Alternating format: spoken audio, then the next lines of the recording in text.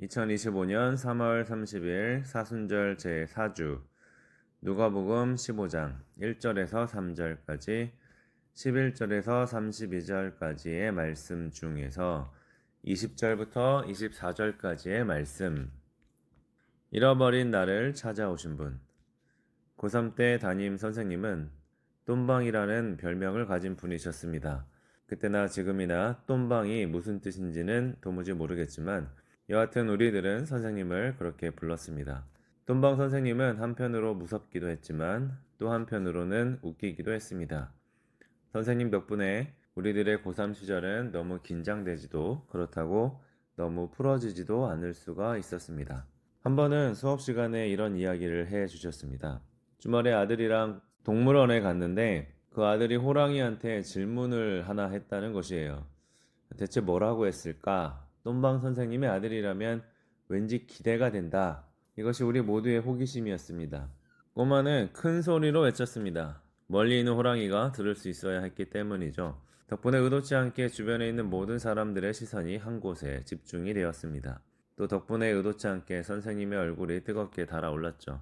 어쨌든 중요한 건 질문이 뭐였느냐라는 것인데 질문은 이렇습니다. 왜 사니 호랑아? 이 당돌한 꼬마에게서 나온 질문은 주전 5세기 아테네 시를 완전히 뒤흔들었던 소크라테스의 철학에 준하는 심오함이 배어 있습니다. 과연 그 호랑이는 살면서 이 질문에 대해서 단 한 번이라도 진지하게 생각해 본 적이 있었을까요? 무관심한 혹은 뭔가 생각에 잠긴 것인지도 모르는 호랑이의 덤덤한 표정을 뒤로 한 채로 선생님은 아들을 번쩍 들어서 급히 자리를 떴다고 합니다. 아, 똠방 선생님, 너무 아쉽습니다. 어쩌면 호랑이에게 있어서 그날의 질문은 자기 인생을 바꿀 수 있는 전환점이 되었을지도 모르는데 말입니다. 호랑이에게는 분명 그 꼬마가 의미 있는 첫 번째 사람이었을 텐데 말이에요. 아침마다 자기에게 철창문을 열어주는 사람은 있고, 끼니 때마다 생닭을 던져주는 사람은 있어도, 자기를 아무 의미 없이 쳐다보며 지나가는 수많은 사람들은 있어도, 이토록 자기의 삶에 깊이 들어와서 존재의 의미를 두드리는 사람은 없었을 텐데 말입니다. 아, 똠방 선생님 너무 아쉽습니다. 선생님이 지리를 가르치지 않고 윤리를 가르치는 분이셨다면 얼마나 좋았을까요? 그랬다면 선생님은 위대한 철학자의 앞길을 그렇게 빨리 막아서지 않아도 되었을 텐데 말입니다. 왜 사는가? 또는 무엇을 위해 사는가? 보다 근본적으로는 나는 누구인가? 라는 자기를 향한 이 질문은 요즘 시대에는 흔치 않은 것이 되어버렸습니다. 우리가 사는 이 시대는 모든 것을 상대화하는 시대여서 권위나 질서나 가치에 도전하는 모든 질문들을 대단히 관대하게 바라보지만 유독 영원한 것과 절대적인 것과 그리고 본질적인 것에 대해서 묻는 것만큼은 터부시하고 있습니다. 그런데 만일 이 질문을 오늘 우리가 읽었던 말씀에 등장하는 작은 아들이 들었다면 어땠을까요? 그가 사고를 치고 너무 늦게 뒤늦게 후회를 하기 전에 말입니다. 이 작은 아들은 아주 호래 자식입니다. 이 자식이 여기서 말하는 이 자식이라는 것은 욕이 아니고 지시대명사일 뿐인데 여하튼 이 자식이 아버지에게 찾아와서 하는 말이 나중에 자기에게 돌아올 몫이 있지 않느냐고 그것을 지금 좀 주면 안 되냐고 하는 것이에요. 그 몫은 나중에 상속으로 받을 몫이었습니다. 그러니까 아버지가 죽어야지만 정당하게 자기 것이 될 수 있는 것이었죠. 그렇다면 이 자식은 지금 자기의 몫을 미리 당겨받는 것이 아니라 아버지의 죽음을 미리 당기고 있는 것이 아닐까요? 여하튼 요즘 시대에도 이렇게 대범한 호래 자식은 흔치 않습니다. 그런데 성경은 이 구절을 아주 담백하게 기록하고 있어요. 12절의 말씀입니다. 작은 아들이 아버지에게 말하기를 아버지 재산 가운데서 내게 돌아올 몫을 내게 주십시오 하였다. 그래서 아버지는 살림을 두 아들에게 나누어 주었다. 아들이 달라고 하니까 아버지는 그냥 주었다고 합니다. 이렇게 쉽게 받을 수 있는 것이라면 우리도 혹시 한번 그냥 아니 말이라도 어떻게 아닙니다. 우리는 차마 그렇게까지 막대먹은 인간 말종은 되지 맙시다. 우리는 이 작은 아들이 어디에다가 자신의 삶의 목적을 두고 있는지를 주목해서 봐야 합니다. 그것은 돈입니다. 돈에 대한 그의 집착은 너무나 노골적이어서 이 이야기를 듣는 모든 사람들은 그 사실을 아주 쉽게 눈치챌 수 있습니다. 그는 돈이 자기를 특별하게 만들어줄 수 있다고 생각을 했어요. 돈만 있으면 더욱 가치 있는 삶을 살 수 있다고 믿었습니다. 비록 그는 아버지 집에 있으면서 아무것도 부족함이 없이 지내고 있었지만 그것은 자신의 돈 때문이 아니라 아버지의 돈 때문이었습니다. 그러니까 내가 특별한 것이 아니라 아버지가 특별하고 내가 가치 있는 것이 아니라 아버지가 가치 있어 보인 것이죠. 그는 아버지와 함께 있었음에도 불구하고 돈이 없었기 때문에 아무것도 아니었던 것입니다. 그래서 그는 언젠가 받을 자기의 몫을 지금 당장에 달라고 한 것입니다. 그러면 자기도 좀 있어 보이는 사람이 될 수 있을 것만 같았던 것이죠. 이 자식은 아버지의 재산을 받자마자 당장에 팔아버렸습니다. 돈으로 바꿨습니다. 그리고 어떻게 했나요? 아버지를 떠나서 먼 곳으로 갔습니다. 아버지의 그늘 아래에서 아무 존재감 없이 살았던 시절을 완전히 끝장내고 싶었기 때문이죠. 상당한 돈이 생겼으니 이제는 그도 아버지처럼 다른 사람들 앞에서 당당하게 자기의 존재감을 드러낼 수 있었습니다. 이제 그는 존재 그 자체로 명함이 된 사람입니다. 그는 누가 봐도 돈이 많은 사람이에요. 그러니까 그는 좋은 사람입니다. 돈이 많은 것이 왜 좋은 사람으로 연결되는지에 대해서는 따져봐야 하겠지만 세상에서는 그런 것들이 보통 통용되는 논리인 것도 사실이니까 그냥 그는 돈 많고 좋은 사람이라고 하겠습니다. 그에게는 정말 좋은 것들이 많았습니다. 좋은 집, 좋은 옷, 좋은 음식. 그뿐만 아니라 그는 인기가 좋았고 평판이 좋았고 성품도 좋았습니다. 주변에 많은 사람들이 그를 먼저 찾아와서 인사하고 말을 건네고 친구가 되기를 청했습니다. 그는 정말 돈 때문에 특별한 사람이 되었습니다. 아버지의 집에서 돈 없이 지내던 시절과는 비교도 할 수 없는 가치 있는 삶을 살고 있는 중이죠. 그런데 안타깝게도 그 삶이 그렇게 오래 가지 않습니다. 이 어리석은 청년은 한 번도 제 힘으로 돈을 벌어본 적이 없었기에 돈의 가치를 몰랐고 돈을 쓸 줄도 당연히 몰랐습니다.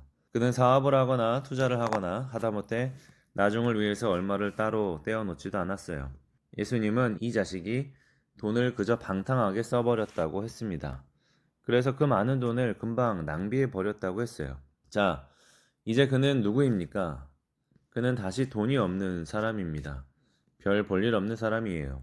그는 더 이상 자기가 좋은 사람이라는 것을 증명할 수 있는 어떤 수단도 가지고 있지 않습니다.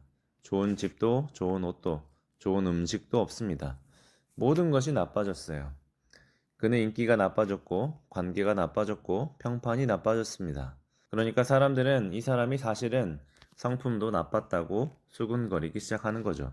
그는 특별함이 없어졌고, 가치가 없어졌고, 결정적으로 돈이 없어졌습니다. 그러므로 그는 나쁜 사람이 되어 있었어요. 다시 돌아와서 우리들의 이야기를 해보도록 합시다. 혹시 여러분 가운데 태어나는 순간부터 나는 뚜렷한 삶의 목적을 가지고 있었다라고 그렇게 말할 사람이 있습니까? 아니요. 그런 사람은 없습니다. 우리는 모두 마치 영원의 기억을 삭제당한 것처럼 아무것도 아닌 존재들로 태어납니다.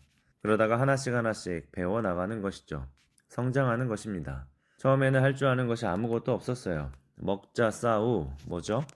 먹는 거, 자는 거, 싸는 거, 그리고 우는 거. 이렇게 딱 네 가지만 할 줄 압니다. 처음에는 나라고 하는 인식 자체도 없어요. 그러니까 당연히 너를 알 수도 없습니다. 그러다가 관계를 배우게 됩니다. 엄마라고 부르는 것이죠. 다행히 나중에는 아빠도 부를 수 있게 됩니다. 그리고 더 자라면서 더 많은 관계를, 더 많은 사람들과 관계를 맺고 다양한 사물들과도 관계를 맺게 됩니다. 가게에 갔을 때 돈을 내기 전까지는 내 손에 들고 있는 물건이 나의 것이 아니라는 놀라운 사실을 배우게 된다는 말입니다. 그렇게 우리들은 아무것도 아닌 상태로부터 여러 가지 관계들을 경험하면서 내가 되어갑니다. 그러니까 삶이란 결국 내가 누구인지를 스스로 알아가는 과정이라고 할 수가 있겠죠. 자, 그래서 여러분은 누구입니까? 이 질문에 바르게 답하는 것이 오늘 말씀을 통해서 우리가 궁극적으로 도달해야 할 목적지입니다. 우리는 끊임없는 자기 증명을 요구받으면서 살아갑니다. 학교 다닐 때에는 너는 무엇을 잘하는지 보여달라는 요구를 받죠. 주로 공부를 잘하냐는 질문을 받습니다. 공부가 시원찮아 보이면 다음에는 혹시 운동을 잘하냐고 물어봅니다. 그것도 아니면 음악이나 미술 또는 뭐가 됐든 나중에 써먹을 수 있는 어떤 거 아니면 남들보다 잘한다고 내세울 수 있는 그런 것들로 자기를 증명해 보라고 요구하는 것이에요. 점수와 등수로 존재와 가치를 평가하는 오늘날의 학교 시스템은 우리 아이들에게는 어쩌면 감당하기 지나치게 잔인한 것일 수도 있습니다. 점수와 등수로 존재와 가치를 평가하는 오늘날의 학교 시스템은 어린 학생들이 감당하기에는 어쩌면 지나치게 잔인한 것인지도 모르겠습니다. 하지만 이들이 자라서 경험하게 될 사회의 모습에 비한다면 그래도 학창 시절에는 낭만적인 구석이 좀 있습니다. 학교가 낭만적이라 함은 그래도 사회보다는 덜 노골적이라는 말이에요. 학교를 졸업하고 나면 모든 것이 싸늘해집니다. 이상을 논했던 인문학적 성찰은 사라집니다. 결국에 기승전돈, 돈만 따지는 냉정한 현실이 있을 뿐이죠. 격려하고 위로해 주시던 따뜻한 선생님은 이제 없습니다. 겁주고 부당한 지시를 내리는 상사만 있을 뿐이죠. 잔뜩 얼어있는 그들에게 사회는 자기 증명을 또다시 요구하게 됩니다. 대학이 어디냐, 학점은 몇 점 만점에 평균 몇 점이냐, 전공이 하나냐 아니면 두 개냐, 어학연수를 다녀왔느냐, 할 줄 아는 외국어가 꽤냐, 몇 점이냐, 인턴 경험이 있냐, 증명할 만한 다른 경력을 가지고 있느냐, 자격증이 몇 개냐, 그것은 몇 급이냐. 숨이 차도록 몰아치는 질문 공세에 초라한 이력서를 제출할 때면 우리의 청년들은 스스로 초라함을 느끼고 맙니다. 삶이라는 게 늘 이런 식이에요. 아침이면 학교에 가거나 직장에 가거나, 낮이면 공부를 하거나 일을 하거나, 밤이면 집에 돌아와서 잠깐 쉬거나 아니면 그때까지도 일을 하거나 공부를 하거나, 그리고 다음 날이면 같은 삶을 또다시 반복하는 것입니다. 우리에게는 잠깐의 여유도 없어요. 여기저기에서 너는 뭐 하는 사람이냐 라는 질문이 쏟아지는 바람에 또는 자기 증명하느라 정신이 없어서 정작 우리 본인 스스로에게는 나는 누구지 라는 자기 자신과의 가장 중요한 대화의 시간, 나는 누구지 라고 묻는 자기 자신과의 가장 중요한 대화의 시간을 놓쳐버린다는 말입니다. 그러다가 우리는 나이가 들어버립니다. 어른이 되어버려요. 질문만 받다가 정작 스스로에게는 질문하지 못하는 존재로 굳어지게 되는 것입니다. 어른이 되면 자기 증명이 끝이 날까요? 아니죠. 그럴 리가요. 끝없는 비교가 우리를 기다리고 있습니다. 세상이 다시 물어봅니다.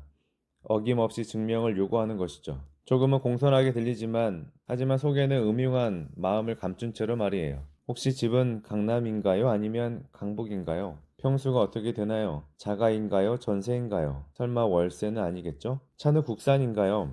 얼핏 보니까 외제인 것 같던데 기사급이 아니고 다른 비사 아니면 피사? 설마 한 대는 아니겠죠? 요즘 두 대는 필수니까요. 참 자녀들이 공부를 잘한다고 했던 것 같은데 대학이 어디라고 했죠? 인서울은 당연할 텐데 들은 것 같지만 이름이 잘 기억이 나지 않네요. 그러고 보니 결혼할 나이가 되었겠네요.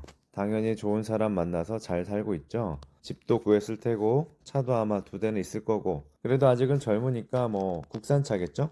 여러분 지금 이게 뭐 하자는 것인지 아시겠나요?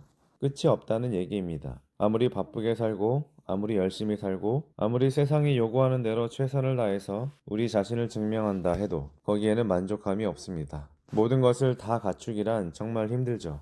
누구나 1등이 되고 싶고 누구나 부자가 되고 싶지만 그런 사람들은 결국 소수에 불과합니다. 진짜 힘든 것은 이런 것을 거의 갖추지 못했을 경우예요. 안타까운 현실이지만 대부분의 사람들이 바로 여기에 속합니다. 이 사람들이 경험하는 삶의 공허함이 무엇인지 아시겠나요? 그것은 종종 능력의 부족이거나 자격의 부족이고 지식의 부족이거나 돈의 부족입니다. 하지만 본질적으로 그것들은 모두 자기 자신의 부족입니다. 왜냐하면 그들은 돈, 명예, 지식, 관계, 건강 이런 것들에 자기 존재의 근거를 두고 살았기 때문입니다. 그래서 그들은 돈을 잃어버릴 때 자기를 잃어버립니다. 그래서 그들은 돈을 잃어버릴 때 돈만 잃어버리는 것이 아니라 자기도 상실합니다. 사업에 실패할 때 자기를 상실해요.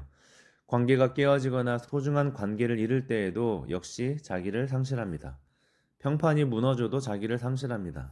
늙어서 외모가 추해질 때에도 자기를 상실해요. 그러나 여러분은 자기 자신으로 사십시오. 그 말은 세상이 요구하는 방식의 증명을 완전히 무시해도 좋다라는 말은 아닙니다. 그러니까 공부를 안 해도 되고, 취업을 안 해도 되고, 결혼을 안 해도 되고, 그런 식으로 그냥 살고 싶은 대로 살아도 된다는 것이 아닙니다. 아니, 더 열심히 사십시오. 최선을 다해서 공부하고 일도 하십시오. 할 수만 있다면 부자도 되십시오. 그래서 좋은 집도 사고, 좋은 차도 타고, 좋은 사람도 만나고, 여행도 얼마든지 많이 다니십시오.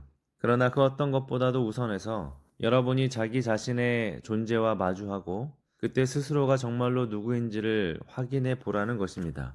사람은 누구나 살다가 어느 순간 내면의 진실과 마주할 때가 있기 마련이에요. 나름대로 열심히 살아온 것 같은데, 겉으로 보면 부족함이 없는 것 같은데, 이만하면 얼추 된 것 같은데, 이상하게 나의 삶에는 내가 없는 것처럼 느껴질 때가 있습니다. 나는 분명 여기에 이렇게 존재하고 있는데, 나라는 존재가 누구인지 도통 모르겠고, 그냥 존재 자체가 사라진 것 같이 느껴진단 말입니다. 그것은 허무함이고, 두려움이고, 지독한 불안입니다. 언젠가 죽음이 우리 앞에 서게 될 것이죠. 그것은 우리가 살면서 최대한 뒤로 미루고 싶었던 불편한 진실입니다. 하지만 그것은 피할 수 없는 필연이기도 하죠. 죽음은 우리에게 가장 엄격한 자기 증명을 요구할 것이에요. 죽음이 물어봅니다. 너는 누구냐? 그때 부자는 이렇게 대답할 것입니다. 저는 부자입니다. 죽음이 다시 묻습니다. 그래? 그럼 너의 부가 지금 어디에 있느냐? 그런데 부자는 대답할 수가 없습니다. 왜냐하면 그는 죽을 때 세상에서 단 한 푼도 가져오지 못했기 때문입니다. 죽음은 자비를 베풀면서 또 한 번 물어봅니다. 너를 증명할 만한 다른 것들을 또 꺼내 보아라. 그는 자기가 평생을 바쳐서 얻어왔던 소중한 것들을 꺼내려고 이리저리 뒤져보겠죠. 그런데 아무것도 없습니다. 그 모든 성취들이 죽음과 함께 시간 속에서 연기처럼 사라져 버렸기 때문입니다. 결국 그는 이렇게 대답할 수밖에 없어요. 저는 아무것도 아닙니다. 그러므로 여러분은 먼저 자기 자신이 되십시오. 돈이 있으면 내가 특별해진 것 같고, 또 돈이 없으면 내가 무가치해진 것 같이, 돈이 있으면 내가 특별해진 것 같고, 또 돈이 없으면 가치가 없는 것처럼 느껴지는 그런 존재의 방식이 아니라, 그러니까 언제든지 있고 없고에 따라서 흔들릴 수 있는 그런 자기가 되지 말라는 것이에요. 흔들릴 수 없고 상실될 수 없고 결코 소멸될 수 없는 자기 자신이 되십시오. 시간이 끝나고 영원에 들어서는 죽음의 순간에서조차 그대로 존재할 수 있는 자기 자신이 되십시오. 그래서 죽음이 너는 누구냐라고 묻거든 저는 나입니다 라고 말할 수 있게 되시기 바랍니다. 그런데 그런 내가 된다라는 것이 무엇일까요? 우리는 어떻게 그렇게 될 수 있습니까? 탕자의 이야기를 더 들어봐야 합니다. 14절에서 예수님은 이 이야기를 더욱더 드라마틱하게 끌어가십니다. 이 불쌍한 탕자는 가진 돈을 다 써버렸는데 때마침 그 지역에 흉년까지 들었다라고 합니다. 이 자식은 아주 비참한 신세가 되었어요. 당장에 굶어 죽을 위기에 처하게 되었습니다. 그래서 뭐라도 빌어먹기 위해서 일을 하게 되었는데 그것은 돼지를 치는 일이었습니다. 그 일은 종들 중에서도 가장 낮고 천한 종들이나 하는 그런 일이었습니다. 그는 배가 너무 고픈 나머지 돼지가 먹는 쥐염 열매라도 좀 얻어먹을까 했는데 그마저도 거저주는 사람이 없었습니다. 그러니까 그는 이제 돼지만도 못한 사람이 되어 있었던 것입니다. 그렇게 자기를 다 잃어버린 다음에야 이 자식은 깨닫게 되었습니다. 예수님은 그가 비로소 제정신이 들었다고 했습니다. 7, 18절에서 그는 속으로 이렇게 말합니다. 내 아버지의 그 많은 품꾼들에게는 먹을 것이 남아도는데 나는 여기서 굶어 죽는구나. 내가 일어나 아버지에게로 돌아가서 이렇게 말씀드려야 하겠다. 아버지, 내가 하늘과 아버지 앞에 죄를 지었습니다. 나는 더 이상 아버지의 아들이라고 불릴 자격이 없으니 나를 품꾼의 하나로 삼아 주십시오. 이 자식은 드디어 앉았던 자리에서 일어나 아버지에게로 돌아갔습니다. 그는 아버지에게 가서 자기의 죄를 고백하고 시인할 참이었어요. 그는 용서를 바라는 것이 아니었습니다. 그는 아들로서 아버지 앞에 설 자신이 없었어요. 그저 품꾼만 되어도 족하겠구나 싶었습니다. 그는 아무리 찾아봐도 갈 곳이 없고 갈 곳이 딱 한 군데밖에 남지 않아서 아버지에게로 돌아간 것입니다. 집에 가까이 와가는데 멀리 입구에서 한 사람이 서 있는 것을 보게 됩니다. 아니, 뛰어오는 것이 보입니다. 그는 아버지였어요. 아버지는 달려와서 측은한 눈빛으로 그 자식을 바라봅니다. 그것은 원망도, 책망도, 비난의 눈빛도 아니었습니다. 그것은 조용히 사랑하는 눈빛, 단 한순간도 그 사랑을 멈춰본 적이 없는 그런 눈빛이었습니다. 아버지는 밖에 나가서 더러워지고 지저분해진 이 죄 많은 그 아들을 그의 목을 꽉 껴안았습니다. 그리고 그에게 입을 맞추었어요. 그러자 아들이 말합니다. 아버지, 내가 하늘과 아버지 앞에 죄를 지었습니다. 이제부터는 나는 아버지의 아들이라고 불릴 자격이 없습니다. 그런데 아버지는 그 말을 듣지 않습니다. 아버지는 자기가 할 말을 합니다. 종들에게 들뜨고 큰 목소리로 외칩니다. 22에서 24절까지 말씀입니다.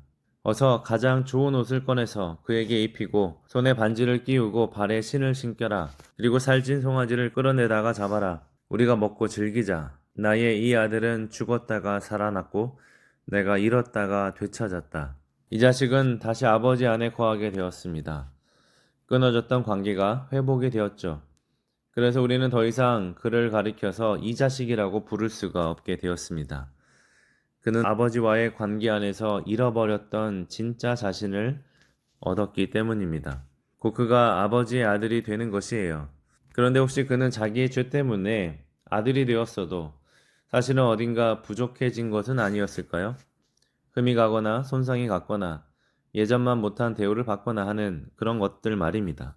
우리들은 부모로서 자녀를 용서할 때조차 종종 용서를 하면서도 끝을 흐릴 때가 있지 않습니까? 뭐라고 합니까? 그래도 네가 잘못했지? 라고 물어봅니다. 자녀가 네, 제가 잘못했어요 라고 말하게 되면 부모는 뭘 잘못했는데? 라고 되묻기도 하는 것이죠. 그런데 예수님이 말씀하신 이야기 속의 아버지는 그런 아버지가 아닙니다. 그는 아들에게 아무것도 묻지 않으셨어요. 그에게 반지를 끼워 주셨습니다. 반지는 그가 아들인 것을 증명하는 가장 확실한 증거입니다. 그리고 그가 아들이면 그는 다시 상속자입니다. 아무런 흠도 없어요. 아무런 부족함도 없습니다. 이 아들은 완전하게 아들로 회복이 되었습니다. 그런데 이 소식을 듣고 기뻐하지 않은 한 사람이 있었어요. 그는 맏아들입니다. 그는 밭에서 일을 하다가 돌아왔는데 음악 소리와 춤추면서 노는 소리를 듣고 이게 무슨 일인가 싶어서 종들에게 물어보니 글쎄 망나니 같은 자신의 동생이 돌아왔다라는 것입니다. 그래서 아버지가 그를 위해서 잔치를 벌였다라는 것이에요. 맏아들은 잔치에 들어갈 생각이 전혀 없었습니다. 아니 28절을 보니까 그는 집에 들어가려고도 하지 않았어요. 아버지가 나와서 그를 안타깝게 바라보며 달랬습니다. 하지만 그는 아버지에게 이렇게 자신의 섭섭한 마음을 꺼내듭니다. 29절 30절의 말씀입니다. 나는 이렇게 여러 해를 두고 아버지를 섬기고 있고 아버지의 명령을 한 번도 어긴 일이 없는데 나에게는 친구들과 함께 즐기라고 염소 새끼 한 마리도 주신 일이 없습니다. 그런데 창녀들과 어울려서 아버지의 재산을 다 삼켜버린 이 아들이 오니까 그를 위해서는 살찐 송아지를 잡으셨습니다. 아버지가 말합니다. 31절 32절 말씀입니다. 얘야, 너는 늘 나와 함께 있으니 내가 가진 모든 것은 다 내 것이다. 그런데 너의 이 아우는 죽었다가 살아났고 내가 잃었다가 되찾았으니 즐기며 기뻐하는 것이 마땅하다. 맏아들의 억울함과 짜증과 섭섭함은 한편으로 일리가 있어 보이죠. 하지만 진짜는 무엇이었을까요? 그는 왜 잔치에 들어가지 않고 집 밖에 머물러 있었을까요? 그를 정말로 화나게 하는 것은 저 못된 녀석이 다시 아들이 되었다는 사실에 있습니다. 그가 아무렇지도 않게 상속권을 다시 회복한 것이 정말로 싫었던 것이죠. 왜냐하면 그는 이제 아버지가 자신에게 미리 나누어 준 맏아들의 목, 그러니까 율법에 따라서 차자에 비해 2배로 받은 맏아들의 목 중에서 일부를 그와 나눠야 했기 때문입니다. 그것이 그를 진짜로 분노하게 만든 것입니다. 맏아들은 그렇게 아버지 밖에 있습니다. 그가 아버지 밖에 존재한다는 것은 곧 그가 지금 자기를 상실하고 있다라는 것을 의미합니다. 팀 켈러 목사님은 이 이야기 속에 숨겨진 한 가지 중요한 진실을 우리에게 일깨워 줍니다. 예수님은 누가복음 15장에서 3가지 비유를 들으셨어요. 잃은 양, 잃은 드라크마, 잃은 아들. 셋 다 모두 잃어버렸다가 다시 찾은 것들에 대한 이야기입니다. 그런데 앞에 2 비유에서는 잃은 것을 찾아 나선 사람들의 이야기가 나옵니다. 목자는 잃어버린 양 한 마리를 찾기 위해서 99마리를 들여두고 떠납니다. 온 들과 산을 찾아 헤맵니다. 그리고 마침내 그 양 한 마리를 찾으면 기뻐하면서 자기 어깨에 메고 집으로 돌아옵니다. 혹시라도 양이 지쳤을까봐 어깨에 메고 오는 것이에요. 집으로 돌아와서 그는 벗과 이웃을 불러 모으고 자기와 함께 기뻐해 달라고 말합니다. 잔치를 벌이고 그들을 초대한 것이죠. 그 값은 조기 양 한 마리를 넘고도 남을 것입니다. 드라크마를 찾는 어떤 여자도 마찬가지입니다. 그녀는 10개의 드라크마 중에서 하나를 잃어버렸어요. 그녀는 그것을 찾기 위해서 등불을 켜고 온 집안을 쓸며 그것을 찾을 때까지 샅샅이 뒤집니다. 한바탕 큰 난리를 치고 나서야 드라크마 하나를 찾았습니다. 그러면 그녀는 벗과 이웃을 불러 모으고 말하기를 나와 함께 기뻐해 주십시오. 잃었던 드라크마를 찾았습니다. 라며 잔치를 벌입니다. 그 값 역시 드라크마를 좋게 넘고도 남을 것입니다. 그런데 잃은 아들의 비유에서는 아들을 찾아 나선 이가 없습니다. 아들이 스스로 자신의 비참한 처지 속에서 뉘우치면서 아버지께로 돌아왔습니다. 다만 아버지가 항상 집 앞 어귀에서 아들이 돌아오기를 기다리고 있었던 것이죠. 그런데 이 이야기에서 만약 잃어버린 아들을 찾아 떠나야 할 사람이 있었다면 그는 누구였을까요? 그는 바로 맏아들입니다. 아버지의 마음을 아는 맏아들이라면 그는 이렇게 말해야 했습니다. 아버지, 걱정하지 마십시오. 제가 동생을 찾아오겠습니다. 그가 어디까지 갔던 얼마나 멀리까지 갔던 제가 거기까지 가겠습니다. 제가 가서 반드시 동생을 다시 아버지에게로 데려오겠습니다. 만일 그때 제가 대가를 지불해야 한다면 얼마든지 그렇게 하겠습니다. 제가 가진 모든 것을 다 치러서라도 그렇게 할 것입니다. 그리고 그를 다시 아버지의 아들이 되게 하겠습니다. 그리고 그가 저와 함께 아버지의 공동 상속자가 되게 하겠습니다. 여러분, 비유성 맏아들은 그렇게 하지 않았지만 우리에게는 이와 같이 하신 맏아들이 있는데 그게 누군지 아시겠습니까? 예수 그리스도입니다. 그는 하나님의 잃어버린 자녀들을 찾아서 하늘의 보좌와 영광을 버리고 이 땅까지 오셨습니다. 그는 잃어버린 자기 동생을 찾기 위해서 십자가에 달려 죽으셨어요. 그들을 되찾기 위한 대가가 자기의 목숨을 버리는 것임을 알았을 때에도 그는 결코 주저하지 않았습니다. 아니, 그는 애초에 이 모든 것을 알면서도 그럴 작정을 가지고 우리에게 오신 것입니다. 사랑하는 제자 중 하나가 자기를 배반하고 모든 사람들이 뿔뿔이 흩어지던 마지막 날 밤, 예수님은 그 모든 것을 알면서도 그들 모두를 마지막 유월절 잔치에 초대하고 이렇게 말씀하셨습니다.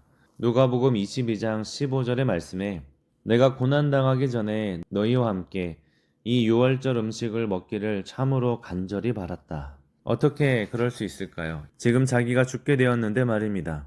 그중 하나는 자기를 팔아버리고 결국에 모두 자기를 떠나버릴 텐데 말이에요. 그 마지막 순간까지 그 못된 자식을, 그 못된 자들을, 잃어버린 자기의 동생들을, 아무것도 모르는 철부지 죄인들을 어떻게 그렇게 끝까지 사랑스러운 눈빛으로 바라보실 수가 있었냔 말입니다. 그것이 그의 간절한 소원이었기 때문입니다. 아버지와 똑같은 심정으로 그도 자기의 동생을 찾기 바랬기 때문입니다. 얼른 그들을 아버지에게 데리고 가서 아버지, 여기 동생을 찾았습니다.